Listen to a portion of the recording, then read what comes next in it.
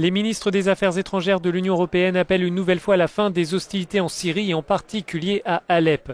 Les 28 se disent prêts à amplifier leur intervention humanitaire, mais pour cela, les parties prenantes au conflit doivent agir, souligne la chef de la diplomatie européenne.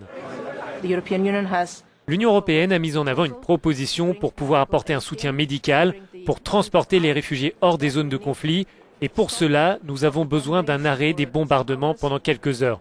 Mais je le répète, ce n'est pas seulement une question de quelques heures, c'est une question de responsabilité et nous demandons à la Russie de faire preuve de responsabilité. L'Union veut peser de tout son poids pour trouver une issue au conflit syrien, mais politiquement, elle peine à s'imposer comme un interlocuteur incontournable dans ce dossier. Les divergences d'intérêts entre les États membres limitent les capacités européennes, comme le souligne le chercheur Marc Pierini. Pour le moment, l'Union européenne, dans cette tragédie syrienne, est confinée à l'aide humanitaire. Elle sait faire ces choses-là, mais c'est aussi une absence de rôle politique qui correspond plus ou moins à une volonté des États membres. Les 28 pointent aussi du doigt le rôle de la Russie dans ce déchaînement de bombardements à Alep.